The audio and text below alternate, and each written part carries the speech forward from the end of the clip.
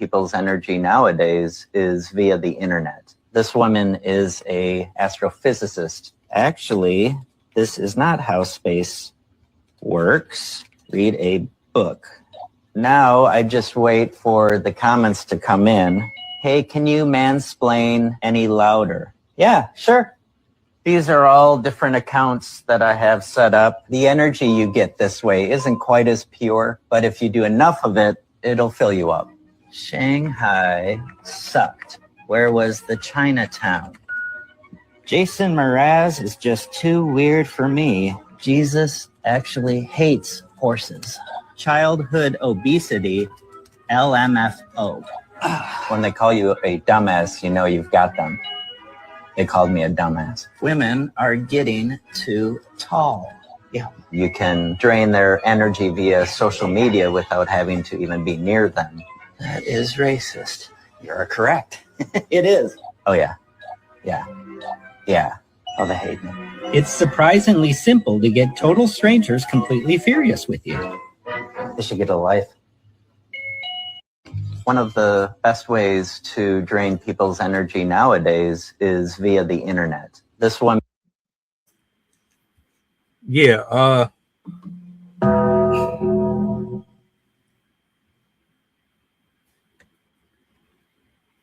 First thing that came to my mind was how many times I got sucked into these conversations. Like I have flashbacks of them. Call them rage bait. Call them trolls. You know, you've seen them in the comment section here. You've seen them in the comment section on various platforms. They'll just say some real wild shit. It might be on topic. It might be off topic. And the whole point of it is just to piss you off and to have you going down a complete spiral. Your whole mood done change. All that.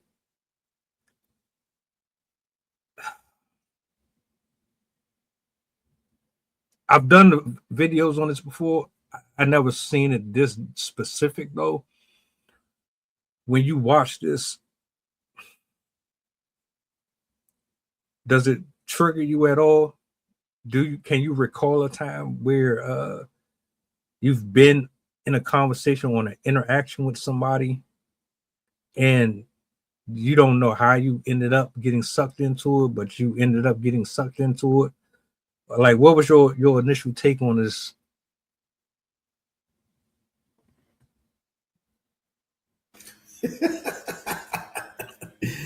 Yeah, Arcana. Yeah, it's definitely corny for reacting to it. Man, it's not surprising. I mean, antagonists. You got people out there that that do it in real life, and we talk about rage baiting all the time. So to actually see somebody take accountability of it, I think that might be more or less the surprising thing is somebody's actually out there saying, "I'm doing this to you." Other than that, I was, with the bots and everything else is out there. I mean, I would think that everybody would understand that that's happening. But people still fall for it. That's the part that really be tripping me out. Y'all know how the internet is. I know how it is. And I scroll quite often because I'm always looking for stories. And I'm also always looking for just the community's point of view on certain clips that they're commenting on, because I want to know how people really feel about some of these subjects. And I can see either the person is using a avatar of a cartoon or they don't have no picture at all. And they just say some of the wildest shit. And I'll be really wondering, how is it that we are so emotional? Or how do we find ourselves so enticed by the idea of going back and forth with someone who is intentionally going out of their way to sap you of your energy? Yeah, I call it vulnerability because you got to let your guard down in order to exchange your energy with somebody you don't even know, that you can't even see. Like, not knowing is not a thing because you don't know everybody, right? So you'll engage in conversation and interaction, and that's the art of getting to know somebody. It's kind of like the dance or one-on-one sports sparring. You that's kind of the joy of it. But so for somebody you don't even know and you allow them to control how you feel and your emotions, that just goes back down to the deeper roots and parts of insecurity. Because you're probably, I'm not saying you personally, but somebody's arguing with somebody through a keyboard and a screen. And then this person is on the other side's got 12 keyboards and he's triggering as many people as he possibly can. You know what I mean? So it's just something to think about. And then absolutely, it has a lot to do with ego because, and that's on both parts. The ego goes into you thinking somebody you don't know is being 100% genuine with you. That takes a lot of ego as well. And people don't talk about that part of it. The ego to just pour everything that you have into somebody through a keyboard and expect to receive the same in return. That's probably something more worth talking about than the reciprocation of it on the other side. Yeah, let's break that one down for a second, because I can say, all right, I've seen some pretty racist comments. Oh, usual suspect. Oh, it's always those people. I've seen them, and I be really wanting to, but then I know, all right, what's the outcome here? I know if I respond, I'm responding because I'm upset with the comment. But then, like, the other rational part of my brain is saying, you're not going to get the conversation out of it that you expect. You know this. But more than likely, most people would rather just find entertainment with it. Very pointless to me. Why? Like, why is it so important for you to go back and forth with someone who is intentionally trying to trigger you? I didn't really, all right, let me put it this way. I didn't know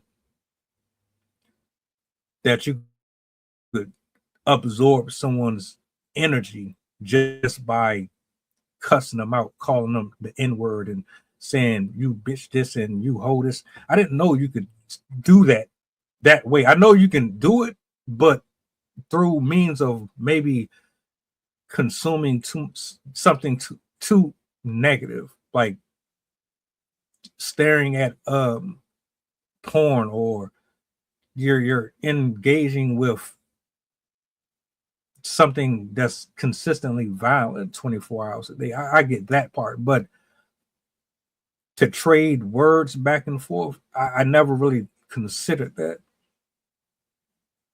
That's a great point, man. A great piece of vulnerability, right? For you to say that you never considered that, because it's still an exchange of energy between people, especially with everybody being electromagnetic beings, et cetera, et cetera, et cetera. You're still exchanging energy no matter what. And I think that's the biggest part of where we are in society, is people just don't understand whether it's the negative energy, the positive energy. And you hear a lot of people say, well, I'm just going to reciprocate the energy. Well, technically, why are you even receiving that energy? Because that energy that you're receiving is bad energy. And if you was preserving your energy, or you thought about the type of energy that you tried to manifest, you wouldn't try to reciprocate anything. You know what I mean? Because you're still lowering yourself to a lower frequency or vibe by trying to reciprocate something that you should have never been receiving to begin with. So that's why I say it's interesting that you say that, because that's the one thing we should be aware of, is the type of energy that people, are drawing and are distributing, and what they're looking for in return. And you always see it. And so that's what the one thing you can see now with it being online. It, it depends on, now you break it down generationally, the demographic, as far as for how that energy is being transcribed. Is it in slang? Is it in layman's terms? Depending on how it's coming across against you, is it being marketed? You know what I'm saying? Is it how it's just being telegraphically described to you? You can still observe the energy. It just depends on what you're looking for. And a lot of times people just aren't looking for it. But you should be observant, because now you're, quote unquote, trying to exchange certain energies with different people. So you definitely got to be observant about the type of energy that people are displaying to you and what you're receiving. As much as the saying goes, as sticks and stones may break your bones, but words never hurt you, that couldn't have been further from the truth. Biggest lie ever told. I don't know who came up with that. They need to be sued. Yeah, because people are sensitive. And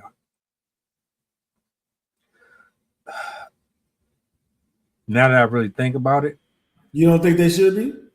I mean, it I guess it depends. Depends on what it is.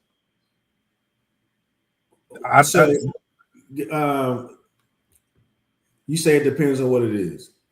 So if you say you like positivity and positive affirmations and those type of things, and you express that to the people that's in your circle and how they engage with you, and if they don't necessarily engage or find a way to convey those things to you, you don't think it's important to kind of cut that off and disconnect it? Oh, absolutely. Okay. Yeah. Okay. So we're on the same page. Yeah. You're going to get negative and positive energy one way or another. It's unavoidable. It's all in how you filter it. So what you're trying to do is protect yourself as much as possible and limit those problems. Now we're opening up a different dialogue. Now we're talking about, all right, we got adults and children with multiple devices at home or in a facility, multitasking, having conversations with thousands of people. We don't know. All we know is, man, I'm getting tired of these bots. Damn, why I keep seeing these bots on my page, these porn bots, these rage baiters, these racist people hiding behind this and hiding behind that. But that's not the only form of it. But then also, you're not like, I just had to acknowledge the fact that I didn't realize that even just me having a conversation or entertaining it was going to affect me too. It's all in how you facilitate and how you filter it. So, I mean, I see them. I'm not answering them. I'm scrolling past them. I'm blocking them. I'm muting them. I'm not about to listen to that. I already know you're a grown ass man child or whoever you are identifying as. I'm not responding to that. But then you can ignore that. But then you'll turn on something. You'll scroll on Twitter or something. And then you'll start watching something that is just as toxic as it would have been if you would have been arguing with the person.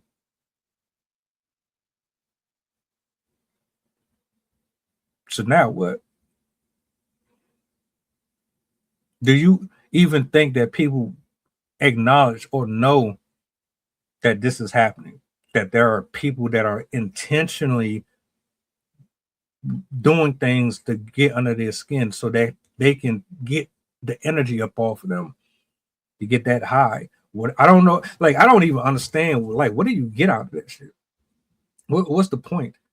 I mean, all right, we say there's ego and things of that nature in it on both sides, but for the person who is just targeting people, you're going into a all black community based platform to piss people off, or you're black going into this or whatever. What is the goal? What is the objective? What do you get out of that? Are you being honest, or you just performing for the show right now? I'm just because you would say they get the same thing that people get out of likes, clicks, and everything else. It's just a different demographic. So I mean, they get the same thing, that dopamine, that hit. You know what I mean? They get the same thing as everybody else getting. It's just in a different format. And that's what I think that the online realm is so crazy, is because the genres are so up close and in your face versus how different genres of things back in the days.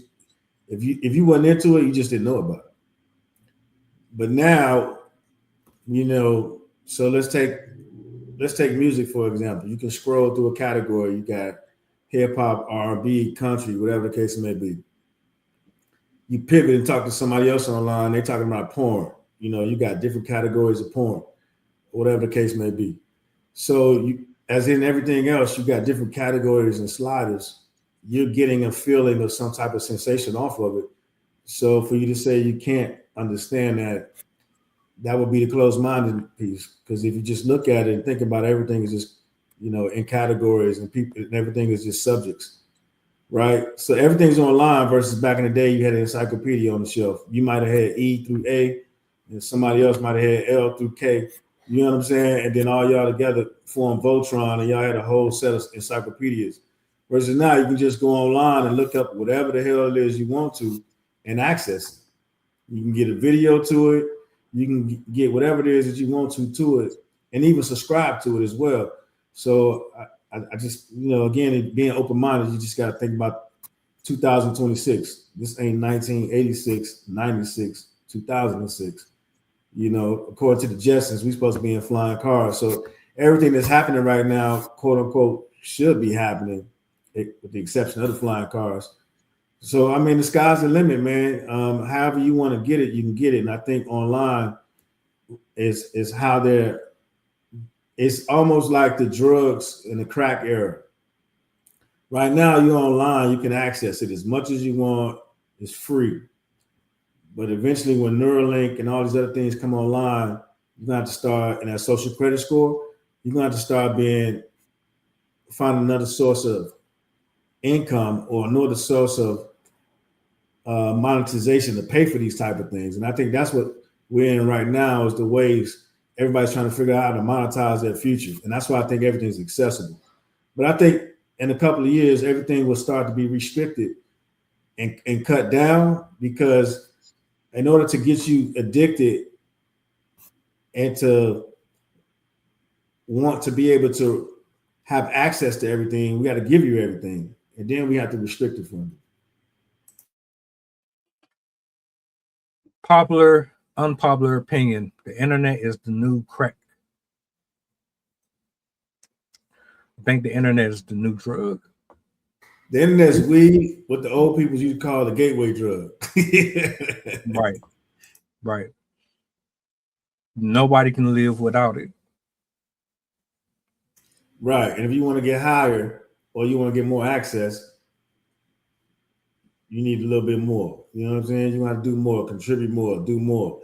But the basic, it just gets you what you need to survive. But if you want more, you're going to have to find a way to monetize, give up some secrets.